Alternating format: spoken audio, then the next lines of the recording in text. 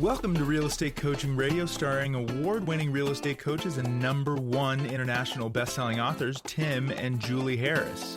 This is the #1 daily radio show for realtors looking for a no BS, authentic, real-time coaching experience. What's really working in today's market, how to generate more leads, make more money, and have more time for what you love in your life. And now your hosts, Tim and Julie Harris.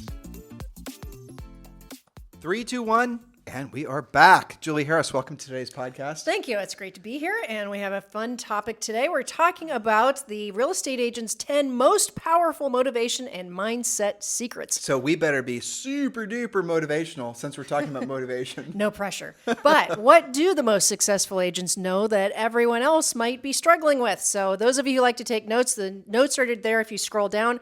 But circle the ones that you want to work on. Maybe, highlight the ones you're really great at already that you want to keep to being great at. And we have, we have 10 points today. And remember, the notes for today's podcast are below. So a lot of you are listening to us while you're exercising and doing your life things. So don't worry about it. If you miss a point, you can scroll down and you can cut and paste from iTunes, Spotify, or just hop on over to timandjulieharris.com. We have long form notes there. Just that's worth noting. If you want all of our notes, they're over on timandjulieharris.com. Sometimes, for example, iTunes will only allow us to put maybe 5 or 6 points. So grab the notes from over there. And while you're looking at the notes, remember there's a link so you can join Premier Coaching. And Premier Coaching is most likely, we have heard, the nation's #1 selling coaching program. Since basically a year ago, we've sold well over 2,000 of you have joined Premier Coaching. So please do not delay in joining Premier Coaching. The link is below. And the best part is, I think the best part of many of your minds is going to be you can join Premier Coaching right now for free. If you love this podcast, and we know you do because this is the nation's #1 listened to daily podcast for real estate professionals, you won't believe the value you get when you join Premier Coaching. So the link is in the show description below. Scroll down and click. Or if you'd prefer, you can just go to premiercoaching.com. All right, so powerful mindset secrets. #1, the strongest agents are constantly analyzing their return on investment regarding how they're spending both their time and their money. This includes money spent on their business as well as their personal lives. If they're not getting more than they're spending in return, the expenditure just isn't worth it. Breaking even doesn't count. Some of you guys say, well, I broke even on that. Doesn't count because of the time lost and the effort expended to get those results, if you got results. Results mean trackable, profitable, closed business. I'm not talking about leads or impressions or downloads or any of that. Results are trackable, profitable, and closed, not just anything else. Now, on the surface, that might not seem like a mindset point, but this is why it is. Because if you're struggling with your mindset, your motivation, and really your sense of optimism, it might just be because you're focusing on the wrong thing. So how do you know what to focus on? Use Julie's first point. Go to whatever is going to put you in the things that are going to put you in a position to help the most people in the least amount of time. And how you quantify that? With the income you earn. So if you're considering doing something and it's not going to get you paid in 90 days or less, you probably should not be doing it, especially in this market. That's right. I mean, that's the way it is. So if you find yourself feeling like you're burning the candle at both ends, it's probably because the things that you're doing are not working or not working fast enough. Point #2. That's right. Waiting is exhausting. All right. Yep. #2, they are actively and aggressively isolating themselves from the media, both online and off. They're making their world smaller regarding who is influencing them. Following a media-free morning or a media-free life is a good start. Eliminating negative feeds from social media is another great strategy to, quote, build a moat around your mindset. We have, one TV in our home in Puerto Rico, and the only thing that we watch on it are our movies on family movie night. There are no TVs anywhere else. None. Nope. Nobody pays attention to the news. We don't watch it because I don't even know how to turn it on. The TV? I'm pretty sure I don't know where the remotes are. It's that white one. I'm not going to mess with that. Well, but yeah, you don't want, no, ever. So the moral of the story is there's nothing good that comes from really any form of media other than this podcast, listeners. Well, and podcasts are great. You and I do listen to podcasts because you can curate what's going into your brain. You can choose, you can try it out. I delete podcasts all the time that I tried. It wasn't my cup of tea. I try new things. And then we have our go-to regular ones too. So that's okay. A lot of podcast hosts start out on target with good content. Yeah. And then they start meandering into politics and things like that. And then they get deleted. And then they get deleted because really at the end of the day, politics anymore is absolutely a hole that many people will never, ever be able to crawl out of. So our suggestion to all of you is give yourself a huge break and permission to completely and totally turn all that stuff off. Now, if anything that's significant happens, somebody is going to tell you about it. You'll hear about it. You're not actually going to avoid anything, but you got to just pay attention to how you feel when you're around people that are high consumers of news in general, but media.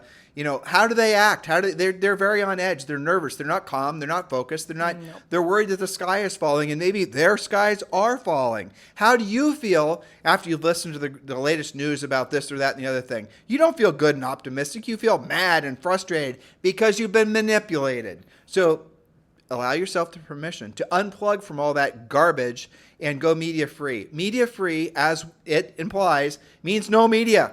None. Yeah. Except maybe a few podcasts. Okay. Yes. So point number 3, the most powerful agents are constantly monitoring their own internal dialogue.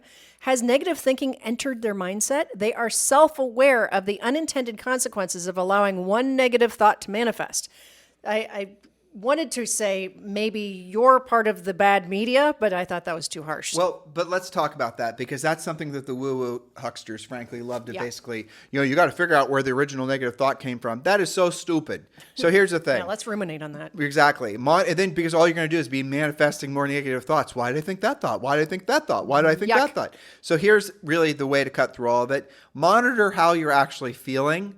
And then ask yourself if you like the way you're feeling. And if you don't like the way you're feeling, the way to sort of trick yourself out of feeling negative is put yourself in a place of appreciation. So if you find yourself feeling frustrated, mad, it might be because you are dehydrated. It might be because you need some sleep. It might be because you're hungry. It might be because something like that is controllable. But let's just say, for example, you should practice this right now, dear listener.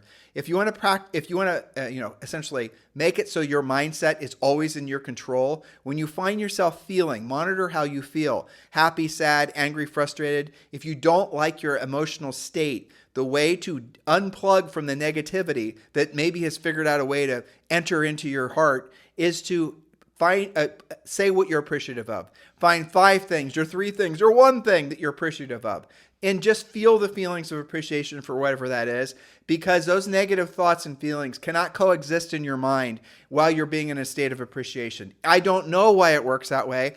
I know a lot of, I don't even care to know. It doesn't matter. It works. But it does work. It does work. An attitude of gratitude. And it's not science, guys. None of this is science, right? So a lot of people say, well, it's science. It's proven. It's not. It's just practice. Julie and I learned all this, from not being spring chickens, number 1, but 2, from having done hundreds of thousands of private coaching calls and really helping people work through a lot of those little silly things. And if you're in a family or a work environment where everyone's always negative and that's kind of a constant way, that's a normal state of things, when you have unplugged from media, when you now are somebody that is proactively trying to control your mindset and you're around those negative people, you won't believe you'll feel sorry for him. That's the only way of expressing it. It's funny and interesting. Maybe not funny. Funny because it's so predictable. Sometimes on a coaching call, one of the first questions a coach is going to ask you is, what is the best thing that happened to you, your business, your family since we last spoke to make you more money? And some agents will go into this long blah, blah, blah, this horrible thing happened and I lost the inspection. The buyers are so mean to me and this other person goes to me. They want so desperately to be negative. Blah, blah, blah, this is horrible. The world is crashing. Everything is bad. And the coach will go, did you hear my question? What was the best thing that happened?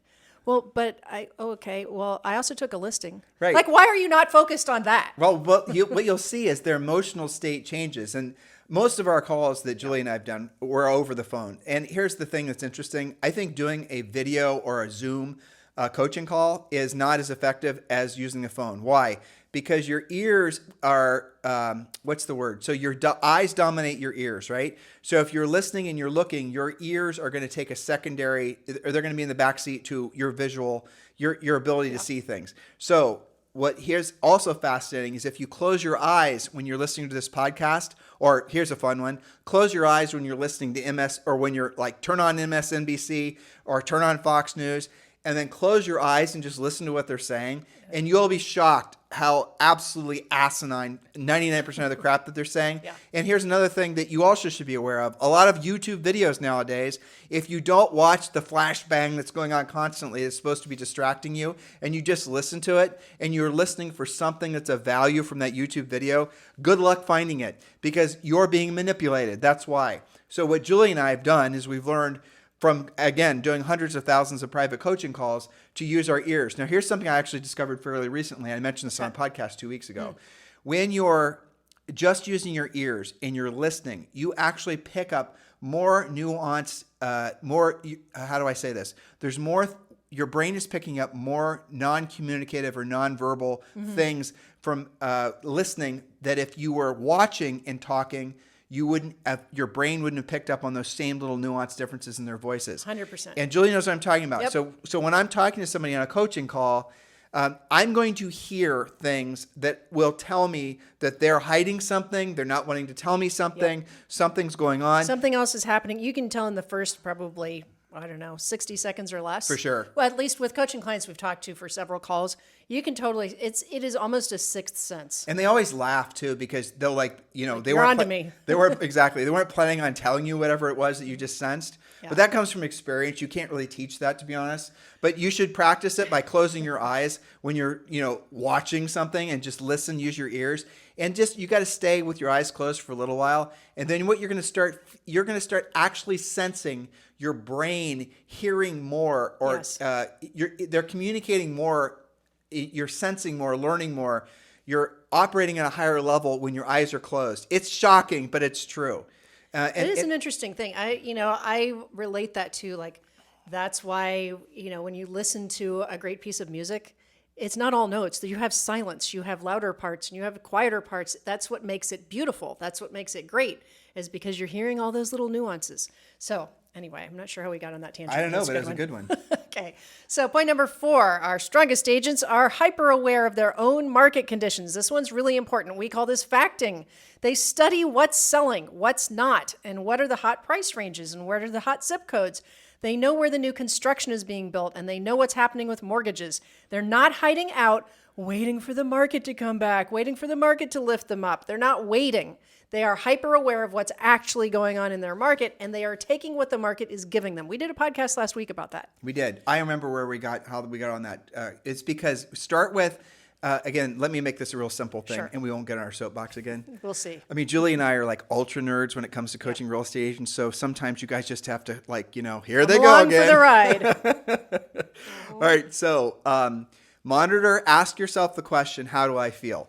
And if you like the way you feel, if you're feeling positive and motivated and excited, which hopefully you are listening to this podcast, and you want to enhance that, strengthen that, then right now tell yourself and think about 3 things or 1 thing that you're really totally grateful for.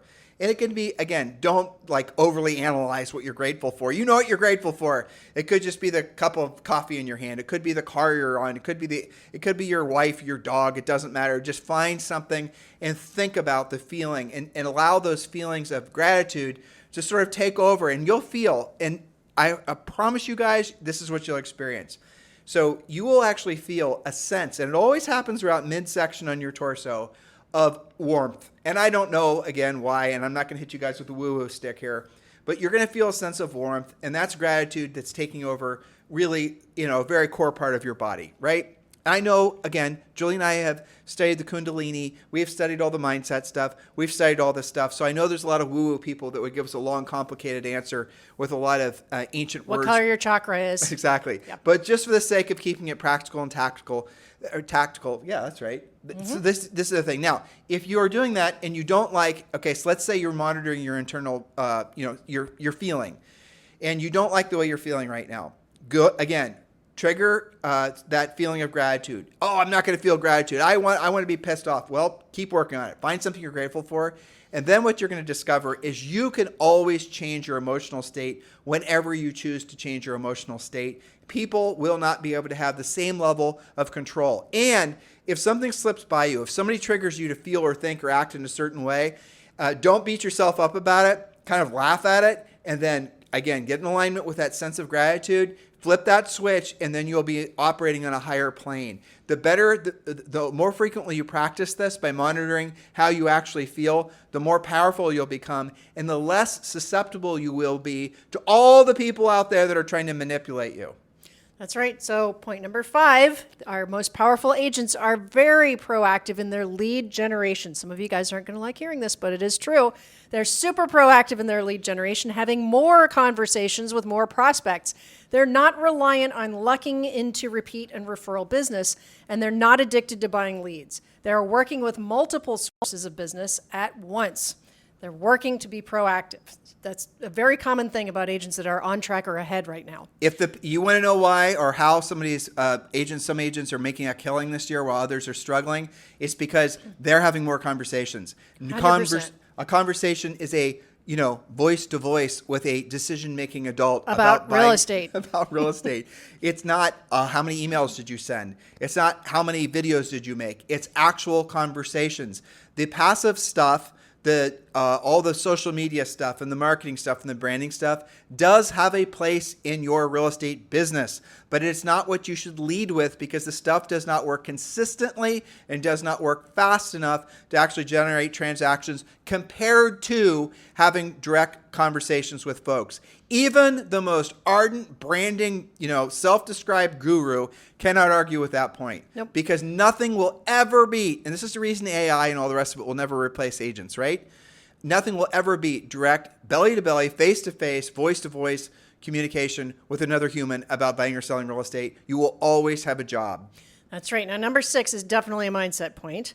They are aware that when they're feeling out of control, they will subconsciously look for things to control. Now, this one is going to hit home for some of you when you realize it.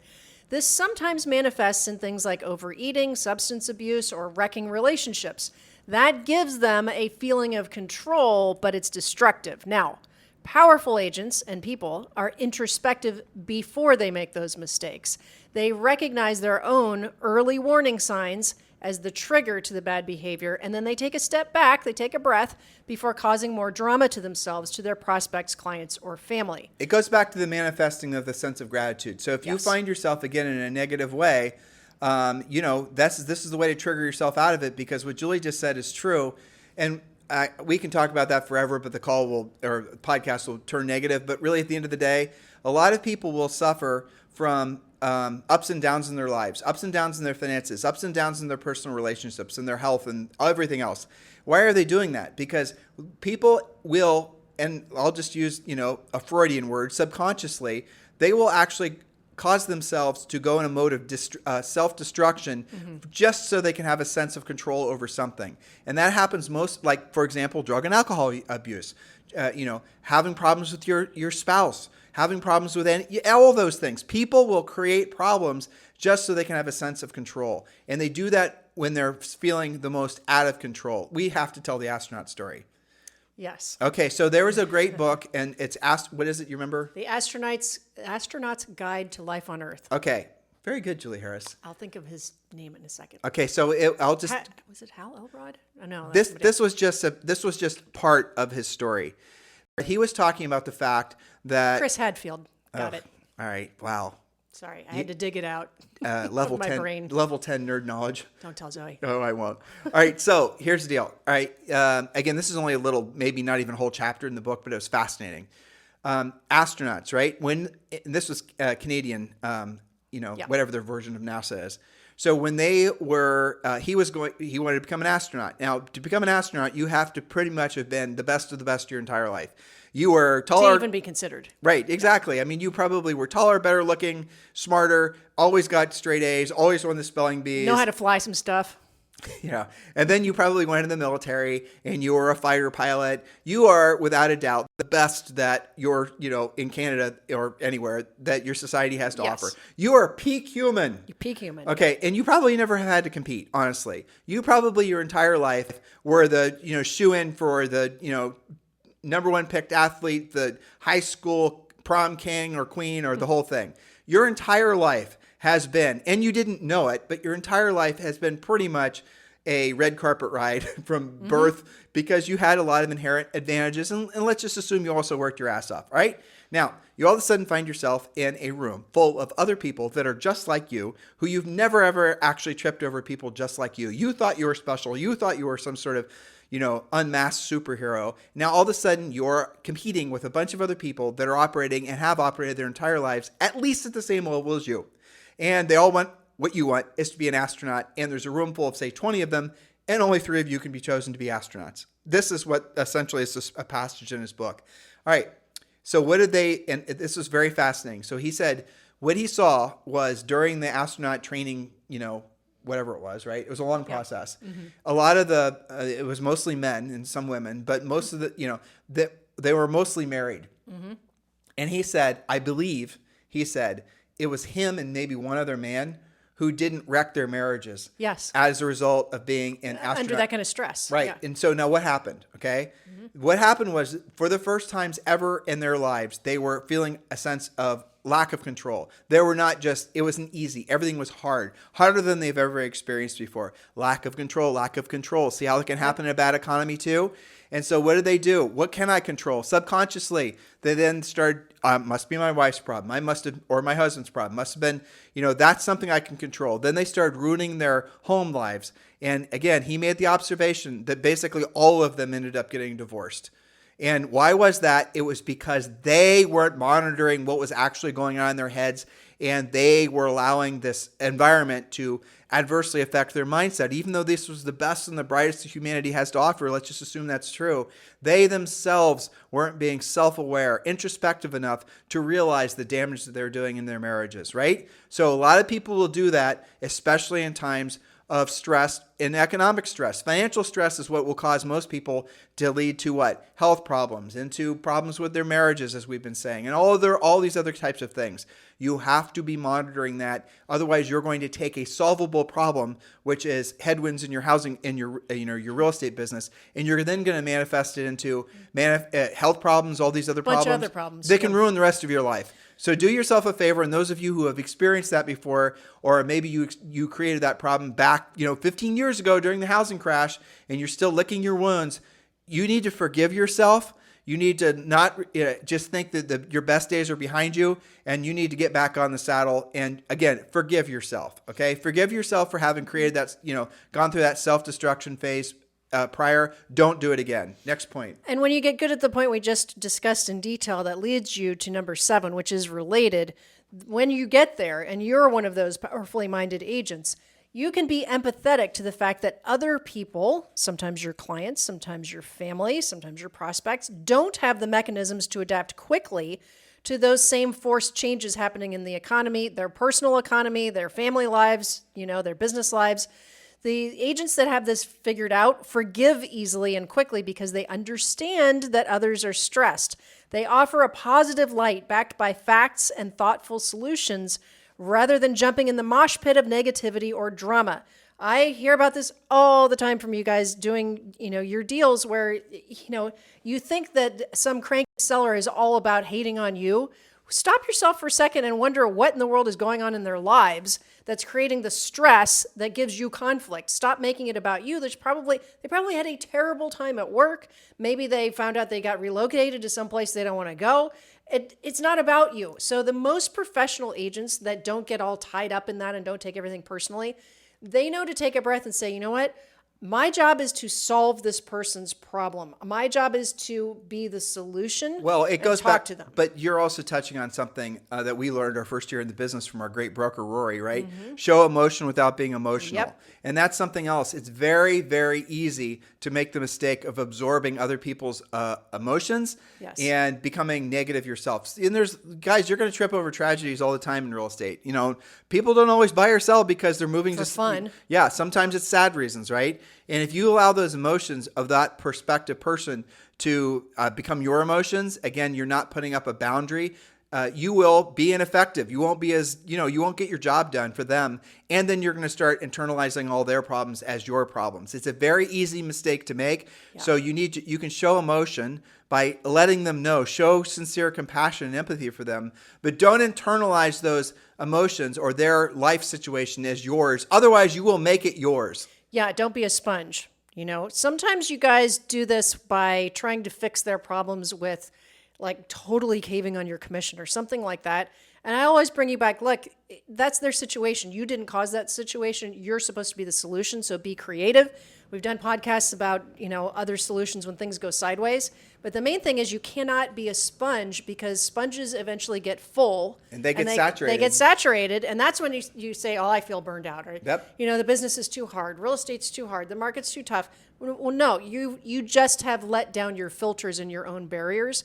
Instead of being a sponge, I had a coaching client that says, zip, zip. I'm in my protective suit. Nothing's going to bother me today. So I'm on a call last week with someone in our EXP Realty group, and we're talking to Dan, of course. Of course. And we're talking to Amanda, who's this really wonderful, very, very smart, very professional. I was very impressed with her broker. And she had a brokerage with less than 20 agents.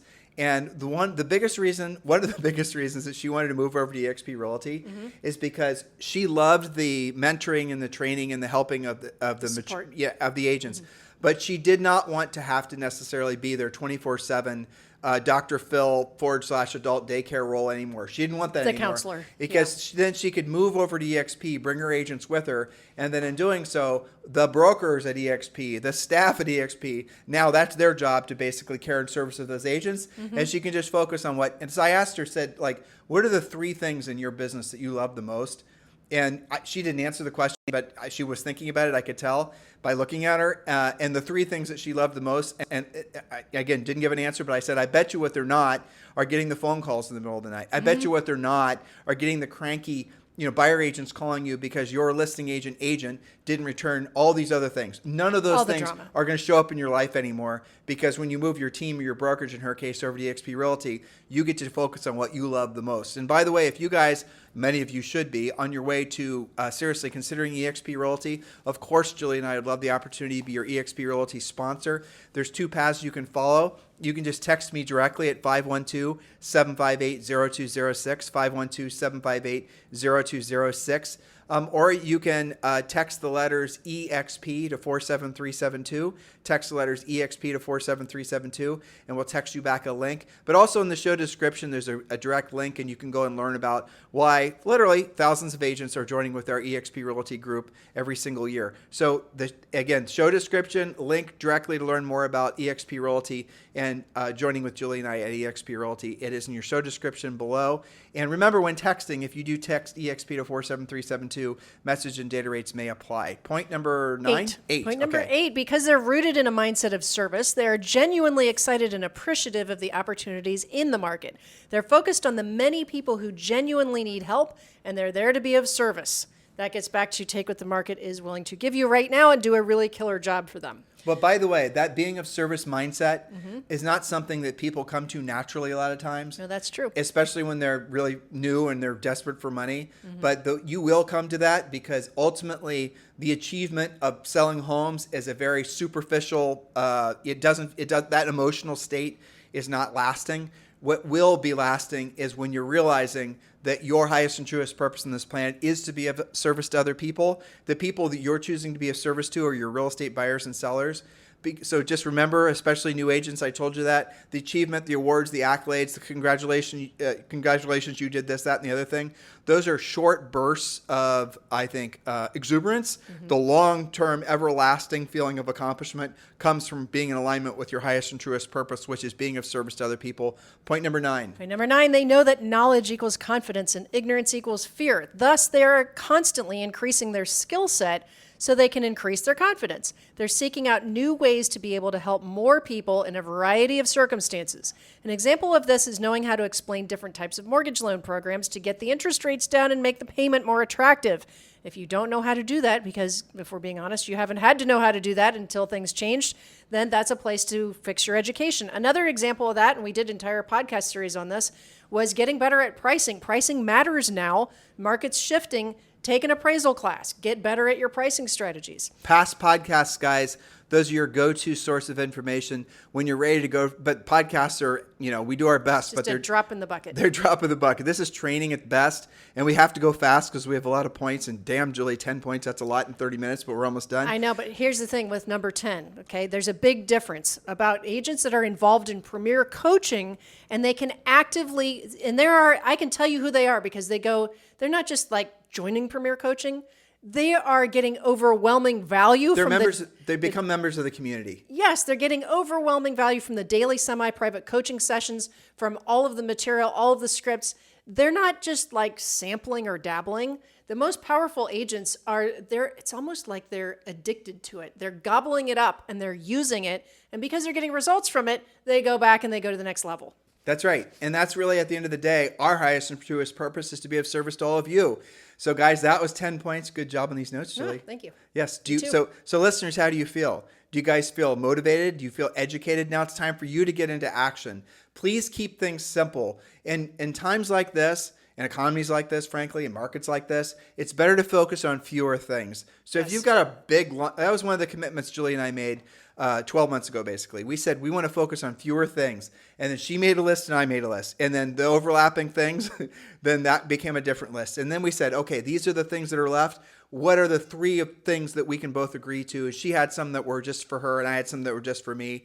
But then we nailed it down to 3. I think we ended up with 5 things that we were going to focus on, and all the other things were on all the other lists. It wasn't that those things weren't important. It's just that we need to prioritize the things that will make the most impact on our ability to be of service to all of you. And I will suggest you guys do the same thing. And if you really want a shortcut to understanding why you will oftentimes feel frustrated and burned out, it's because you're overcomplicating your life with too many you're not knowing what is important and what isn't important, especially when it comes to lead generation in your real estate business. Yep. So I ask you a question, listeners. If you were to have had 5 meaningful conversations today with decision-making adults about buying or selling real estate, how would you feel? Remember, how would you feel? You would feel empowered. You would feel excited. You'd be like, I want to do that again. And then you will. And then we know numerically, the more conversations you have, especially when you use our scripts or conversation outlines, for those of you who are abhorrent to the word script, yes. right? We know the outcome, the output of that will be opportunities, and you won't have to pay referral fees for that. And you will finally be in control. That's where your confidence comes from. You guys get it? Simplify. Don't overcomplicate. It is. Simplify. So guys, thank you for keeping the #1 listen to daily podcast for real estate professionals in at least the United States. Have a fantastic day. We'll talk with you on the show tomorrow. This podcast is a part of the C-Suite Radio Network. For more top business podcasts, visit c-suiteradio.com.